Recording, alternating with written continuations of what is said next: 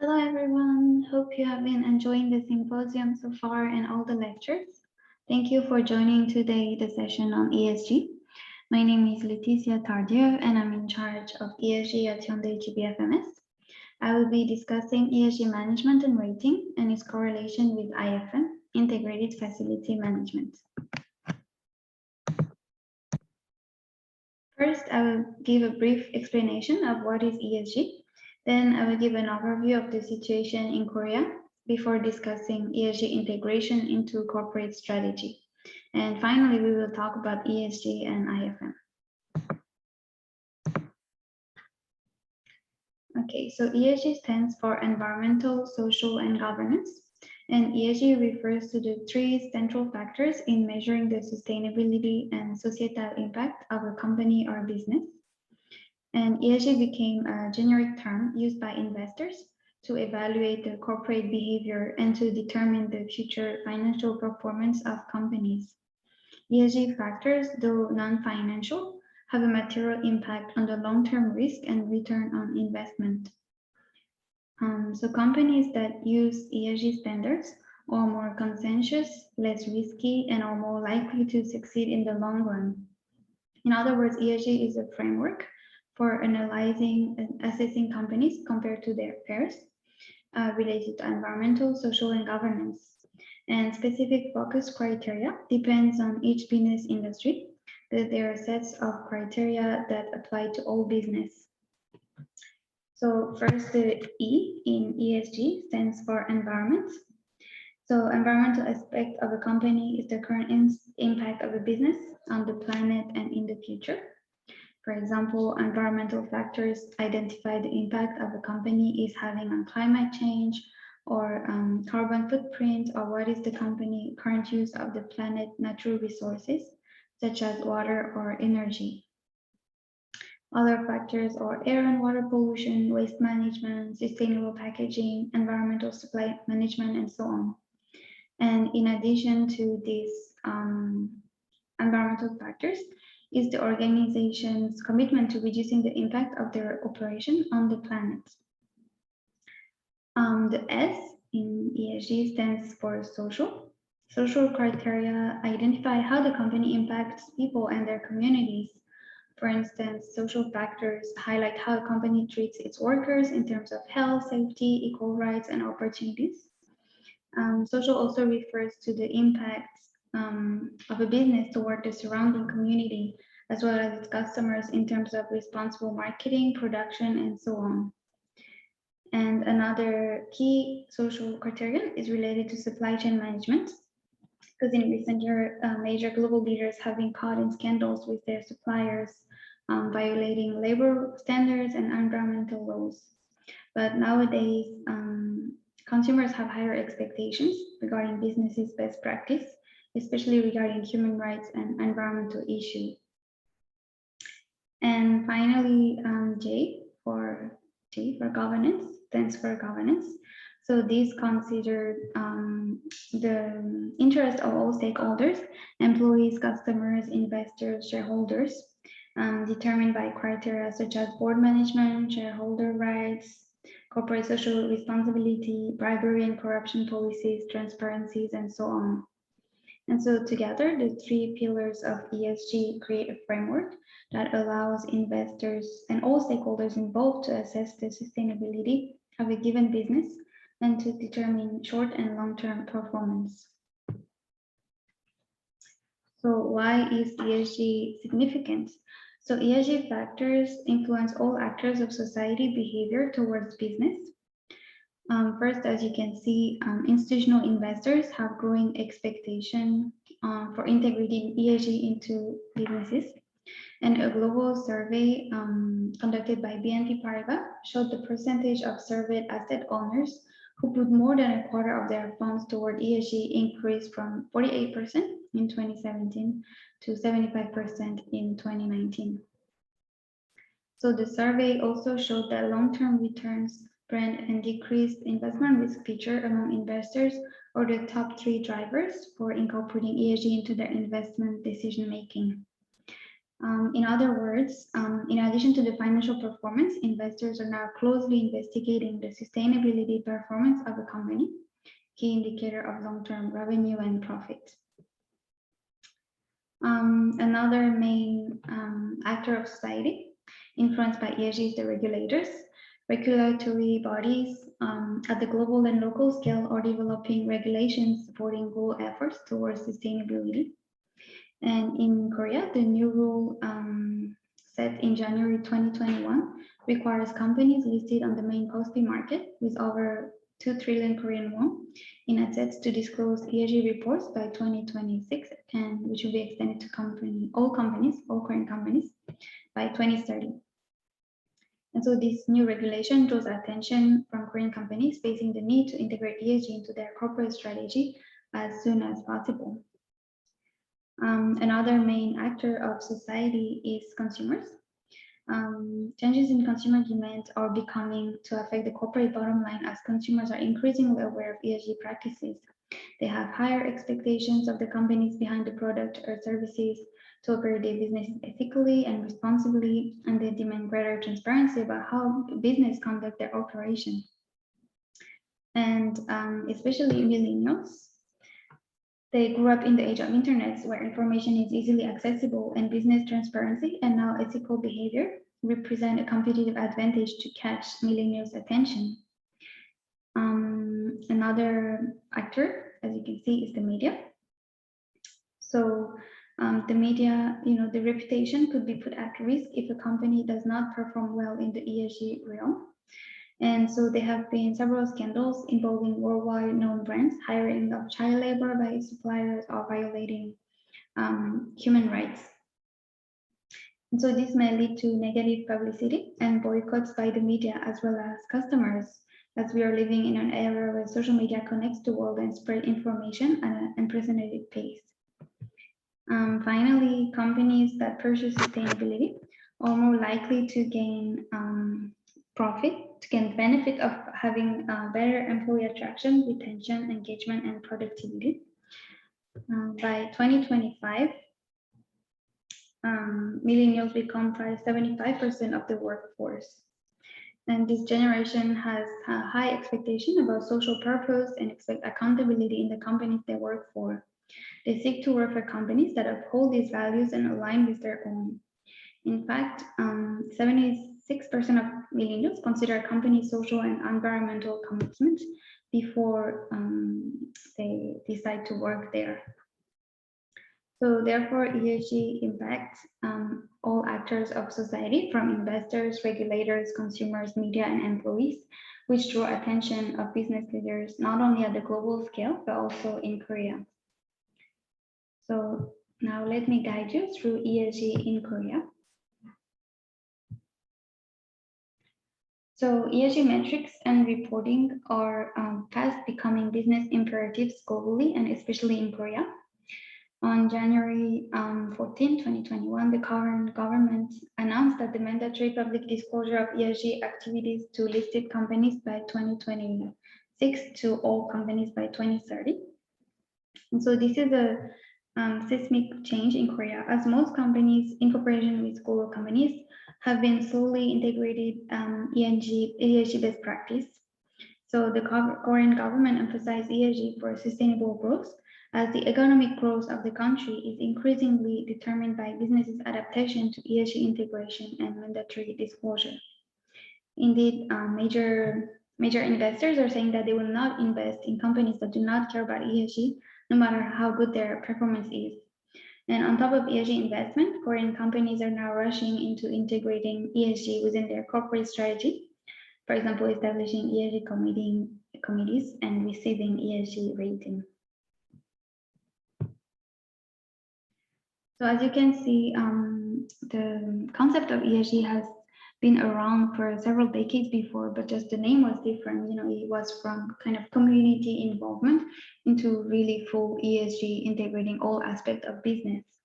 And some of the key driving factors in Korea are, of course, the Korean government policies. Also the fact that the US credit rating agency, Moody, ranked Korea first nation among 144 in handling ESG issues. So this shows the commitment of Korea to be a global leader in ESG.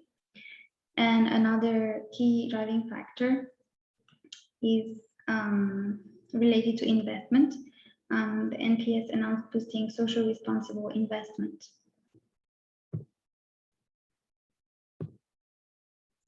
So as demand for ESG from investors and all stakeholders alike has been escalating tremendously, business leaders need to respond to investors and governmental regulations demands for transparency and ESG disclosure. One of the main challenges around ESG is the lack of knowledge and expertise on ESG criteria. In terms of ESG framework itself, progress has been made in terms of responding to the needs for meeting global standards and local legislation. But businesses require tremendous support to fit specific criteria, specific requirements that affect the whole business environment. And various industries and businesses are adopting the ESG framework, and regardless of the field or industry, at one point or another, every business will need to comply with the ESG framework because ESG touches every single area of the business as we know it. And it means that no one will be immune to, no matter the location, the size, the product, the service. And the first step in ESG integration is to assess the current ESG practice. And this goes through reviewing the multiple global standards and references. So I would like to give you an overview of the global references. First, the Global Reporting Initiative GRI standards provide global standards in various environmental, social, and government factors. The GRI is an international organization that provides standards and guidelines to support businesses understand their impact on a variety of issues such as climate change and human rights, and provide sustainability reports that address those issues. The United Nations Sustainable Goals, known as SDGs, are the blueprint to achieve a better and more sustainable future for all. They address the global challenges we face, such as poverty, inequality, climate change, environmental degradation, peace and justice. And the 17 SDGs are global commitments set by the United Nations members. Another key global reference is the SASB, which stands for Sustainability Accounting Standards Board, which is an independent organization that develops sustainable accounting reporting standards. And finally, the Financial Stability Board Task Force on Climate-Related Financial Disclosures, TFCD, develops a set of guidelines and recommendations to improve and increase reporting of climate-related financial information, as climate change represents a financial risk to the global economy. Other global references, such as the Paris Climate Agreement, which is a legally binding international treaty on climate change, was adopted by 196 parties in COP21 in Paris on December 12, 2015. And the goal of this treaty is to limit global warming to well below zero, preferably to 1.5 degrees Celsius. In addition, countries, regions, cities, and companies are establishing carbon neutrality targets. And zero carbon solutions are becoming very competitive in Korea. And I mean, because they're becoming companies across all industries, as countries, including Korea, have pledged net zero carbon by 2050. So this global body sets standards regarding multiple range of issues regarding ESG and act as a global reference for ESG integration. In addition to these standards, at the global scale, there is a rise in energy transition with the proliferation of renewable resources, reduction of carbon emissions, and new technology development toward energy efficiency and management. On the other side, demand for gender-balanced leadership function, board member transparency, diversity and inclusion in terms of race, origins, and so on have been escalating across the globe. And these trends have greatly influenced business leaders' behavior and found echo in Korea as well, as Korean organizations must consider the Korean government's commitment at the global level, such as its net zero carbon emission target towards 2050.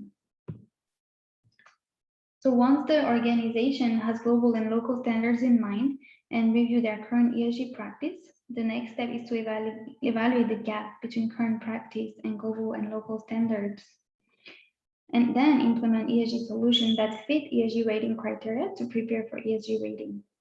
Once the company received the rating from a global rating agency, the organization should prioritize ESG issues and develop strategy based on scoring results.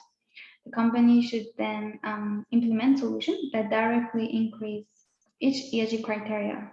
And finally, a key point is to develop target and KPI in the short and long term to ensure efficient ESG integration. Once ESG integration efforts have been implemented, monitoring progress and creating disclosure reports to inform all stakeholders involved of the company commitment to sustainability and ESG is the best practice. So one of the key points, key element of ESG disclosure is ESG rating, because indeed companies do receive ESG rating. So I would like to explain to you a little more about it. So ESG data model of world largest global indexes and ESG leading agencies produce rating that are an objective measure of ESG exposure and performance in multiple dimensions. ESG rating include the main three pillars of environmental, social, and governance. And all the three main pillars of ESG are further streamlined into hundreds of subcategories, all of which with different set of targets and regulations to achieve. For instance, examples of common criteria are the impact of a business on biodiversity, climate change, air and water pollution, labor rights, supply chain management, anti-corruption, and so on. And all single categories and subcategories will be individually scored before the main ESG rating is released on a yearly basis. So needless to say that companies would desire to have a higher rating for good reputation, increased profit, and advantageous investment opportunities. Currently, Korean companies are rushing to receive their ESG score as the ultimate proof of their ESG integration and best practice. So in partnership with the World Global Rating Agency, HyundaiGbfms ESG experts provide pre-rating advisory from level setting to materiality assessment to ESG integration strategy. And in addition, our ESG experts guide you through implementing ESG strategic solutions for corporate rating, improvement, and mandatory report and disclosure. Indeed, the Korean government requires a number of ESG disclosure based on global standards and local legislation. So in addition to these requirements of rating and reporting, improving its ESG score is a priority for business leaders. So now, since we are talking also about facility management in this symposium, let's see and discuss more about the relationship between ESG and IFM. So recently, due to governmental measures, ESG became a topic of conversation. But in the integrated facility management IFM industry, ESG and sustainability at large have been at the core of IFM best practice for several decades.